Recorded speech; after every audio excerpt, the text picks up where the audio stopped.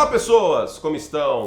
Ótima quinta-feira para todos vocês, vamos juntos para a prévia da semana 12 da NFL. Vários times de folga, então menos palpites nessa semana. Para compensar, a gente faz um jornal NFL aqui nesse início. E aí vocês digam se vocês gostaram. A gente está testando alguns formatos para a prévia.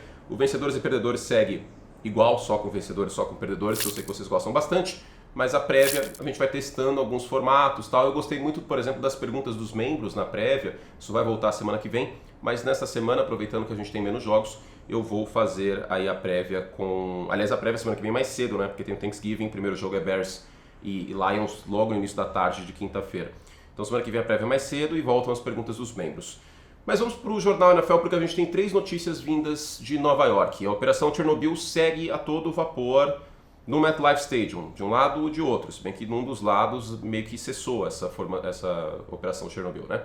No caso dos Jets, mais um pagou a conta do Aaron Rodgers, é o Joe Douglas.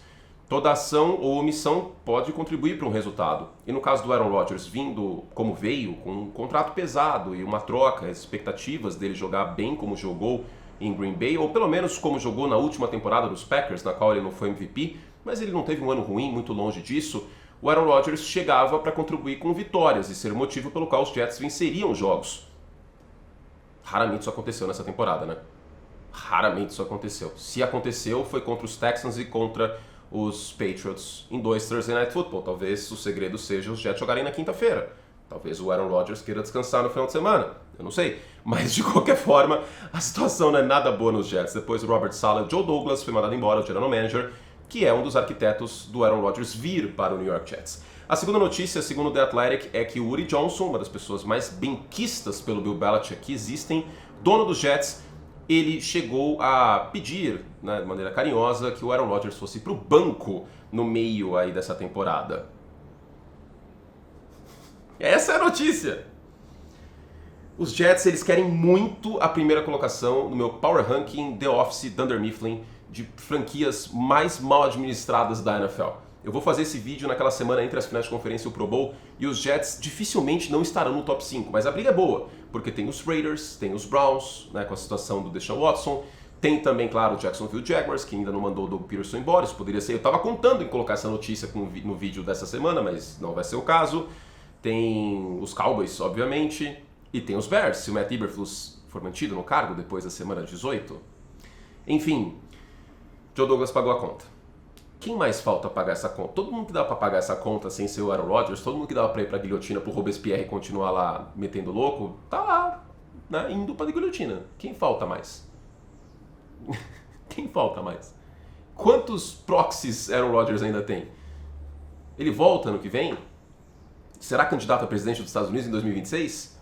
2026? Não, 2026 eles são aqui. 2028? Eu não sei. Muitas perguntas, poucas respostas. Mas fato é que a bagunça continua no New York Jets, infelizmente. Eu tinha muitas expectativas para esse time e eu estava realmente querendo que a coisa andasse em Nova York. E CPF agora, torcer pelo Aaron Rodgers, né? Deve ter sido legal torcer pelo Aaron Rodgers, torcedor dos Packers. Aliás, esse torcedor dos Packers está bem tranquilo porque esse maré a turbo foi para frente. Esse problema não é mais do Green Bay Packers. Agora, outro problema que não é mais de um torcedor é no caso do New York Giants. Porque depois de 5 anos, a Operação Iraque, chamada Daniel Jones, acabou. Eu não vou ser hipócrita. Teve um momento que eu gostei de ver o Daniel Jones jogar futebol americano, porque, pô, eu fiquei com pena do torcedor dos Jets. Eu vou elogiar, cara, porque tá funcionando minimamente. Mas na época você deve se recordar que eu falei que o Brian Daboll colocou o Daniel Jones numa bicicleta de rodinha. Para tirar os turnovers, limitou os passes em profundidade, usou bastante o Daniel Jones correndo com a bola. Tinha, claro, o Saquon Barkley, que ajuda bastante. Na primeira metade da temporada de 22 ajudou demais. Só que isso não era sustentável. E em 2023 a coisa acabou complicando. Em 2024 ainda mais. Em 2023 os turnovers voltaram, tirou a rodinha da bicicleta e caiu no chão. Aliás, o Daniel Jones caiu no chão literalmente também, né? Enfim, em 2024 também turnovers, problemas e tudo mais. E é a mesma situação que você deve se recordar aconteceu com o Derek Carr nos Raiders e o Russell Wilson nos Broncos. Nesses dois casos, assim como no caso do Daniel Jones, se o Daniel Jones machucar, o contrato do ano que vem fica garantido. Então, para evitar que o contrato fique garantido e dê para cortar o Daniel Jones, escolher um quarterback no draft e seguir a vida, os Jets colocam o Daniel Jones no banco. Com isso, não é temporário a ida para o banco do Daniel Jones, porque ele tem que ficar saudável para ele poder ser cortado ano que vem, sem ramificações na folha salarial. acabou a era Daniel Jones no New York Giants. Depois de 5 anos de muito sofrimento e um breve respiro em 2022, Daniel Jones não será mais quarterback dos Giants e provavelmente não será mais titular na NFL. Mas, a exemplo de Jimmy Garoppolo, como reserva, ok, não vejo problema. De verdade, não acho fim do mundo o Daniel Jones ser reserva. O problema é ter o Daniel Jones por 17 jogos. Aí não tem como. Enfim, vamos seguir então. O Doug Peterson não foi mandado embora, mas é um dos técnicos que corre risco. Vamos ver como evolui essa situação. Vamos então para o nosso glorioso 5 perguntas. Bom, primeira pergunta a ser respondida na semana 12 é: Russell Wilson vai ter um grande jogo contra os Browns no horário nobre? A defesa de Cleveland não é a mesma defesa do ano passado, mas ainda está pressionando o quarterback. Vamos ficar de olho nisso, porque eu pessoalmente tenho um pé atrás um pouco com o Russell Wilson na parte do jogo aéreo. Sim, existem momentos que ele foi decisivo, contra os Commanders foi assim. Sim, existem momentos que teve belos passes para o George Pickens, mas não houve consistência ao longo de 4 períodos e teve problemas pressionado. Aquela velha máxima do Russell Wilson jogando de calça jeans molhada apareceu em alguns desses últimos jogos. E aliás, teve alguns primeiros tempos complicados, como por exemplo o primeiro tempo contra o New York Giants no horário nobre. Vai ser mais uma oportunidade para o Russell Wilson, que tem à disposição uma das melhores defesas da NFL, um dos melhores kickers da NFL, mostrar serviço aqui nessa quinta-feira contra o Cleveland Browns. Segunda pergunta é: Miami cai na armadilha? Porque esse jogo contra os Patriots parece que é uma vitória a mais para Miami, para engrenar e quem sabe brigar pelo wild card da Conferência Americana, mas é uma batalha divisional e não é mais o Jacoby Brissett o quarterback. O Drake May pode aprontar contra a secundária dos Dolphins. Olho nesse jogo, hein? Olho nesse jogo. Terceira pergunta é: DeVito choca o mundo e complica Tampa? Tampa tem 4-6 de campanha. Eu ainda acho que Tampa está na briga até pela divisão, embora seja mais difícil, porque os Falcons têm 2-0 contra os Buccaneers no confronto direto e tem que tirar 3 jogos na prática Tampa Bay. Mas no wild card eles ainda estão na briga, porque o calendário é bem tranquilo. E um dos momentos tranquilos desse calendário, teoricamente, é a porta batendo. Talvez não seja tão tranquilo se seja um sinal de Deus, torcedor de Tampa, a porta é batida. Eu não sei, a gente vai descobrir. Mas um dos momentos tranquilos é enfrentar o DeVito, novo quarterback do New York Giants, nesta próxima semana. A quarta pergunta é: São Francisco ou Green Bay, quem deslancha? Porque é um termômetro interessante, são dois times que carregam um pouco de desconfiança nessa temporada. A defesa dos Packers mostrou certa melhora no início do ano, eu acho que deu uma estagnada. O Jordan Love tem a questão da desconfiança das interceptações a 1000. E o San Francisco 49ers é um time que não existe em quarto período, teve aí várias viradas sofridas em quarto período dentro da divisão, embora tenha conseguido uma virada a seu favor contra o Tampa Bay Buccaneers no último quarto há 2 semanas. Então, quem vencer esse jogo eu acho que pode acabar deslanchando na reta final da temporada. É um jogo muito importante, eu comento essa partida inclusive na ESPN 2 e no Disney Plus Premium no domingo às 6h25 da tarde. A gente te espera. E por fim, a quinta história é a seguinte: o favorito, o MVP, Lamar Jackson do Baltimore Ravens, e o favorito, o jogador ofensivo do ano, Derrick Henry, foram limitados, foram contidos. Eu falei sobre isso no vídeo para os membros, aliás, assinem o Lock Plus, pela defesa dos Steelers, que é excelente. E agora os Ravens enfrentam outra boa defesa, que tomou mais de 20 pontos só uma vez nessa temporada, semana passada contra o Joe Burrow, a defesa do Los Angeles Chargers. Quem será que vence esse duelo? Será que o ataque terrestre de Los Angeles é emperrado contra a boa defesa terrestre dos Ravens? Será que o Justin Herbert resolve contra a fraca defesa aérea dos Ravens? Daqui a pouco eu falo sobre nos palpites. Mas antes, momento histórico. Bom, a gente tem muitos jogos divisionais nessa rodada e eu tento evitar os jogos divisionais no momento histórico porque aí fica muito óbvio, né? E aí eu fui para São Francisco e Green Bay para a gente fazer um momento histórico, mas aí talvez seria muito óbvio também alguns jogos, como o The Catch 2 em 99, como os últimos jogos de São Francisco contra Green Bay em pós-temporada, por exemplo, aquele épico jogo aí na pós-temporada com o Colin Kaepernick correndo até não poder mais, pós-temporada de 2011? Eu acho que é 2011, quase certeza que é 2011. É 2011. Janeiro de 2012. Eu lembro desse jogo com muita clareza porque eu tinha tomado um glorioso pé na bunda e aí o CPF ficou extremamente contente de ver essa partida aí. Acho que foi um momento bastante agradável para compensar o grandíssimo e enorme pé na bunda que eu tomei em janeiro de 2012. Acontece com todos nós, meus queridos. Mas eu vou para 1996, semifinal da Conferência Nacional, um jogo esquecido entre Green Bay Packers e San Francisco 49ers. É a segunda vez que esses times se enfrentaram nos playoffs. O jogo foi no Lambeau Field, como é o jogo deste domingo, e foi o começo do fim, por assim dizer, do fôlego do San Francisco 49ers, que há menos de 2 anos havia sido campeão do Super Bowl, e ainda é a última vez que os 49ers venceram o Super Bowl em 94. Um duelo entre Brett Favre, MVP daquela temporada, e Steve Young, ainda um dos melhores quarterbacks da NFL, mas o fôlego de São Francisco não era o mesmo. Lembra um pouco a situação que a gente tem agora. Parece que o fôlego dos 49ers não é o mesmo dos anos anteriores, embora, neste caso, São Francisco não tenha vencido o Super Bowl, como foi o caso em 88, 89 e 94. Mas, de qualquer forma, é um jogo que marca porque o Steve Young sofre uma lesão, coisa que atrapalhou bastante São Francisco. Em seu lugar entrou outro quarterback Hall of Famer, como foi o caso de Joe Montana saindo entrando o Steve Young? Não. Começou aí as mazelas do San Francisco 49ers na posição de quarterback pós-Steve Young. Ele ainda jogaria, claro, como titular até 99, mas depois a coisa foi bastante complicada durante bastante tempo. Entrou Elvis Grbac no lugar. E o Grbac, um sobrenome muito gostoso de pronunciar, Grbac, parece nome de Pokémon, né? Eu consigo imaginar um Pokémon. Grbac.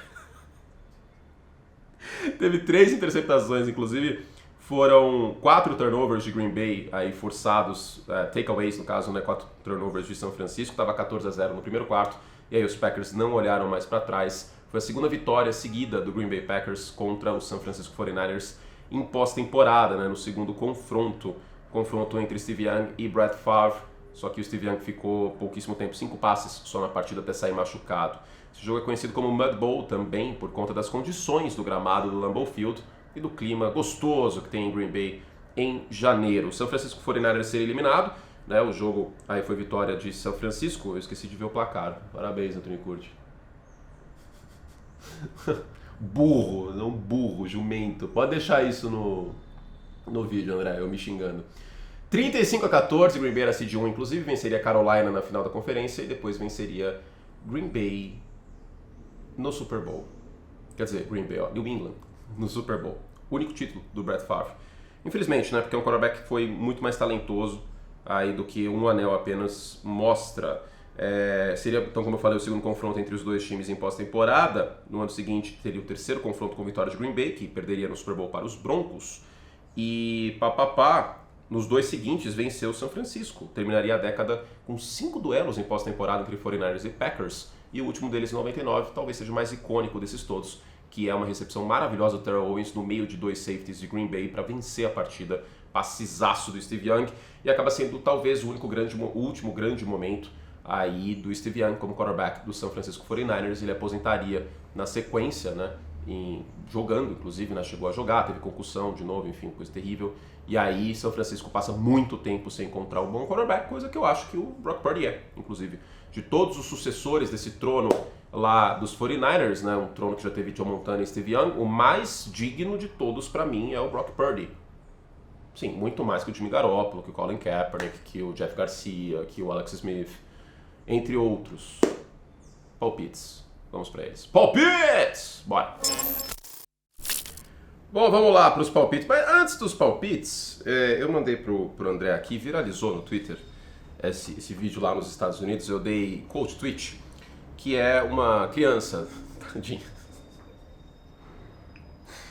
que torce pros Bears.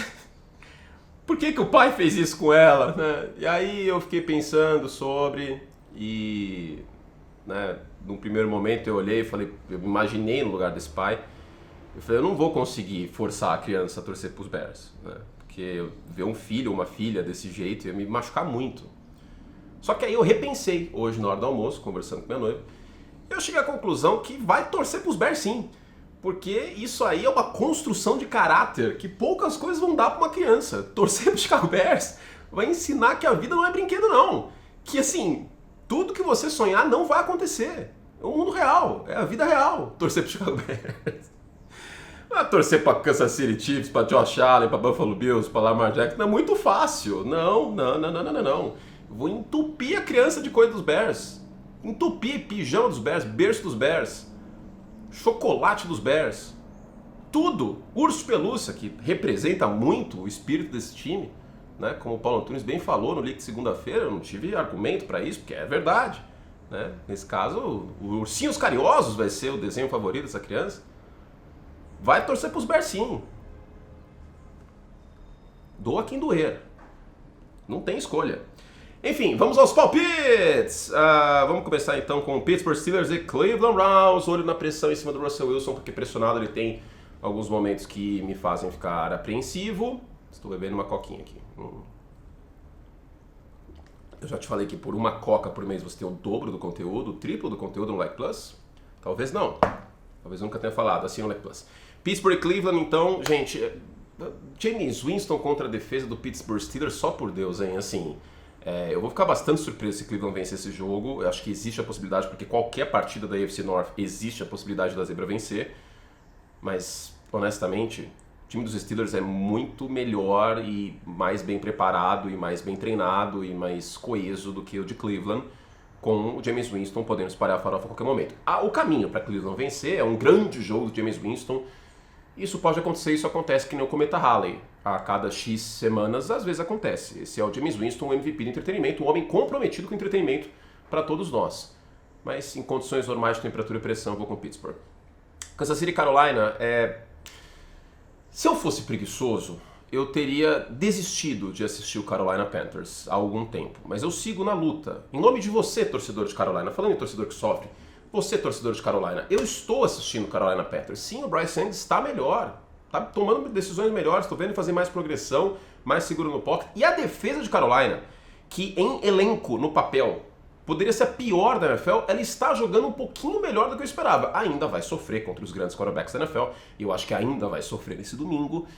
Mas, cara, com o elenco que esse time tem, ele está desempenhando bem melhor do que eu esperava, sobretudo no lado defensivo da bola. Dito isso, o Kansas City Chiefs vai vencer, tá? Mas queria dar esse benefício aí do elogio, pelo menos, considerando a situação de Carolina. Eu acho que, considerando o elenco, novamente, um dos piores elencos da liga no papel, o Dave Canales faz um bom trabalho. Minnesota e Chicago, agora ela vai aparecer. Gente, eu apostei tantas vezes em derrota dos Bears essa temporada, vocês não vão me acusar de clubismo, né? Se vocês me acusarem de clubismo, paciência também, nada que eu possa fazer. Eu vou com a zebrinha. O ataque dos Bears mostrou dignidade na semana passada, mostrou coisas diferentes, mostrou o Caleb Williams soltando a bola rápido, ele correndo com a bola, isso contra as blitzes de Minnesota pode dar certo. E eu não confio no Sam Darnold fora de casa, contra uma defesa que tem capacidade de roubar a bola. Eu vou com a zebrinha por 3,5 pontos. Eu vou com o Bearzão. Raríssima ocasião na qual eu vou com os Bears. Na semana que vem, Bears e Lions, eu devo comentar essa partida, né? É óbvio. Nem sei a escala ainda, mas é óbvio que a produção da ESPN vai fazer isso comigo. Eu vou com os Lions, já adianto. Mas nessa semana eu vou com os Bears aqui. E o jogo em Minnesota eu vou acabar indo com o Minnesota. Mas esse aqui eu vou com o Chicago. Será que vem a terceira vitória terceira vitória, velho. Do Matt Eberflus contra a divisão? Eu tô coringando, como vocês perceberam. Tennessee e Houston, outro time que eu queria elogiar, viu? O Tennessee Titans, eu sei que tem uma das piores campanhas da NFL, mas mostrou certa evolução o Will Levis. Ainda está longe do que precisa ser como quarterback. E o jogo terrestre teve seus momentos, embora na última partida contra a Minnesota não tenha jogado bem o Tony Pollard, foi bastante contido. Fazer o quê? A defesa de Minnesota é muito boa contra a corrida. Mas também, dito isso, o Houston deve vencer essa partida. Dominou os Titans ano passado com o Derrick Henry jogando por Tennessee. Neste ano deve repetir a tendência, a defesa de Houston deve pressionar bastante o Will Levis. Eu espero pelo menos 2 turnovers aqui do ataque de Tennessee nessa partida, tá? Mas um ponto importante, olho na defesa terrestre de Tennessee, que está fazendo um bom trabalho até nas últimas partidas. O Joe Mixon vencendo a força motriz do ataque de Houston. Detroit e Indianapolis. De falar aqui em profundidade, a defesa de Indianapolis ainda me preocupa, mas em passes rápidos, tal, perto da linha, ela está fazendo também um bom trabalho. Eu estou sendo muito copo meio cheio, né? Inclusive, deixa eu ver se meu copo está meio cheio. Não, ele está 3/4 cheio.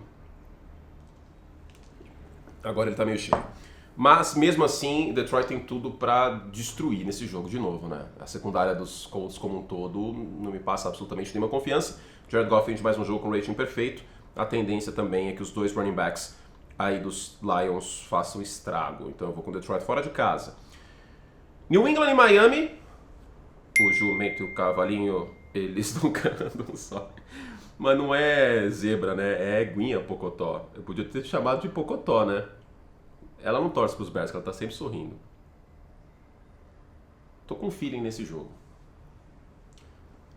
Os Dolphins, o ataque aéreo dos Dolphins tá jogando bem nas últimas partidas. Tem que elogiar o Tua, tá? Até coloquei ele nos vencedores essa semana. Mas, eu não sei, batalha divisional, eu tô com o feeling que o Drake May vai ser uma grata surpresa nessa partida. Não sei se surpresa porque a gente já tá com uma expectativa boa, né? Mas contra a secundária dos Dolphins, eu acho que o Drake May vai ter um grande jogo. E eu acho que o Keon White também tende a ter uma boa partida contra a linha ofensiva de Miami, que também não tá jogando mal neste ano, no geral, eu acho. Feeling. Me permitam o feeling. Raramente eu uso só o feeling pra palpitar, mas uma batalha divisional aqui, feeling, eu acho que vai dar New England. Tampa Bay e New York Giants, olho demais no Bucky Irving, porque a defesa dos Giants pressiona bastante o quarterback. Eu acho que pressionado o Baker Mayfield oscila vez ou outra, mas confio nele para essa partida. Agora, a defesa terrestre dos Giants tem bastante problema. O Bucky Irving vem sendo a salvação de um jogo terrestre que foi muito mal em temporadas anteriores, mas que melhorou neste ano. O DeVito também na sua primeira partida não vai ser a salvação do New York Giants, infelizmente. A gente espera que a salvação venha no ano que vem via draft. Dallas e Washington, essa lei do ex Dan Quinn, eu acho que tende a ser muito feia para o Dallas Cowboys, hein? Dallas, aí Washington vindo de folga, o jogo é em Washington, os Commanders foram um saco de pancada nos últimos anos contra o Dallas Cowboys, eu acho que a hora da vingança chegou com o Jayden Daniels, com uma defesa melhor, e com o Dan Quinn, ex-coordenador defensivo do Dallas Cowboys. Com o Dak Prescott eu já iria de Washington. Com qualquer outro quarterback que tem no elenco de Dallas, seja ele quem for, eu ainda vou com Washington. Seguindo, Denver e Las Vegas, jogo bem interessante, né? Porque na primeira partida entre esses dois times, o jogo foi em Denver, teve uma interceptação retornada para touchdown na red zone do Patrick Surtain II, que basicamente determinou o rumo da partida. Poderia ter ficado em 2 posses a vantagem dos Raiders se fosse touchdown naquela campanha, e aconteceu o contrário. Os Broncos se recuperaram e os Broncos conseguiram a vitória, e eu acho que isso vai acontecer de novo. O front de Las Vegas, para mim, é uma decepção nessa temporada. Não está pressionando tanto o quarterback. Na semana passada, o Bo Nix mal foi pressionado, quase nada, e bailou contra o Atlanta Falcons. Eu espero, de novo, um grande jogo do Bo Nix, que está jogando bem. A gente precisa frisar isso, e passando bem a bola em média e longa distância, especialmente no meio do campo. Vocês devem ter visto um passe bem bonito contra a marcação em zona de Atlanta, viralizou essa jogada aí. Frise-se que ele não foi tão pressionado, e isso ajuda, claro, mas ele não tem nada a ver com isso, foi lá e desempenhou um bom papel.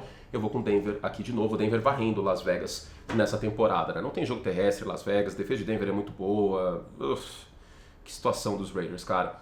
São Francisco e Green Bay, por 2,5 eu vou com os 49ers. Eu acho que o fator Christian McCaffrey está sendo subestimado aqui. A defesa dos Packers sofreu bastante contra um jogo terrestre de Chicago que não fez muita coisa nessa temporada, né? Então, claro, teve Caleb Williams na última campanha e tal, mas o jogo terrestre de Chicago foi o que manteve o time no jogo. Então, estou um pouco decepcionado com essa defesa de Green Bay, que deu uma estagnada. Apresentou uma leve melhora no início do ano, forçou muitos turnovers, mas contra esse ataque de São Francisco, se o Brock Purdy cuidar bem da bola e com o Christian McCaffrey uma semana teoricamente mais saudável, eu acho que São Francisco tende a ser zebra nessa partida. Eu ainda não confio no Jordan Love, e diga-se, Jordan Love em relação a cuidar bem da bola, e diga-se, a secundária de São Francisco teve problemas em profundidade no início do ano e ela melhorou. Então, esse vem sendo o ponto positivo do ataque dos Packers. Será que vai ser de novo? Eu vou com zebra aqui. Acho que pouca gente vai palpitar em São Francisco nessa partida, mas eu vou com os 49ers pelo fator McCaffrey. Um jogo difícil de palpitar. O favoritismo é justo para Green Bay nas bolsas de apostas lá na KTO, mas eu vou com São Francisco aqui. Por fim, os últimos 3 jogos, Arizona em Seattle. Eu não entendi a Arizona ser zebra nesse jogo. Talvez pelo fato da defesa não estar pressionando tanto o quarterback na temporada como um todo, mas ela melhorou nas últimas semanas. E a linha ofensiva de Seattle também não fez um trabalho ruim na semana passada contra São Francisco, né? Mas eu vou com a Arizona. Eu vou com a Arizona, que é zebra, por meio ponto na KTO nesse momento, mas é zebra. Eu acho que existem muitos elementos aqui para Arizona sair com mais uma vitória e para 7-4 de campanha, liderando a divisão. O ataque terrestre com o Benson, mas principalmente o James Conner finalizando campanhas. E a defesa eu acho que apresentou uma melhora nessas últimas 2 semanas. Bom trabalho do Jonathan Gannon, considerando o material humano que ele tem à disposição. Então, em meio a tudo isso, e o Kyler Murray e os Cardinals vindo de folga, eu vou com os Cardinals aqui. Eu vou dar um voto de confiança para Arizona. Por fim, os 2 prime times. Primeiro, Philadelphia e Los Angeles. Eu acho que os Eagles têm o que precisa para tentar neutralizar Pugracua e o Cooper Kupp. Neste caso, outro Cooper DeJean, calouro da secundária dos Eagles, e principalmente o Keenan Mitchell, que é, como eu já falei algumas vezes, o meu voto neste momento para calouro defensivo do ano. Claro que me preocupa a questão da pressão que os Rams estão imprimindo contra o Jalen Hurts, mas aí ele pode escapar aqui, acolá. E claro, tem o fator Saquon Barkley. A defesa dos Rams não me passa tanta confiança, embora ela tenha dado uma melhorada ao longo do ano, mas essa defesa em profundidade contra os wide receivers de Filadélfia e contra o Hurts correndo com a bola, não boto muita fé não, mesmo o jogo sendo em Los Angeles. Eu vou com Filadélfia. E por fim, Baltimore e Los Angeles. A defesa dos Chargers é uma das melhores da NFL nessa temporada, mas contra o jogo terrestre ela é meio de tabela em eficiência. Eu acho que Derrick Henry e Lamar Jackson vai acabar sendo um pouquinho demais para ela. Lembrando que contra um quarterback terrestre, dupla ameaça, que é o Kyler Murray, quarterback terrestre, ótimo. Quarterback dupla ameaça, que é o Kyler Murray, ela sofreu big play, né, no Monday Night Football quando esses times se enfrentaram. Eu vou com os Ravens aqui se recuperando da derrota contra o Pittsburgh Steelers. Duelo bem interessante nesse último jogo, Monday Night da semana que vem, é a questão do duas caras. Coloca o duas caras aí, final do Batman. A defesa terrestre, ela é boa, de Baltimore, é uma das melhores, se bobear a melhor da NFL, e a defesa aérea é uma zona. Não que marquem zona, é uma zona, uma bagunça. Justin Herbert vai ser importante nesse jogo. Vamos ver o que vai acontecer.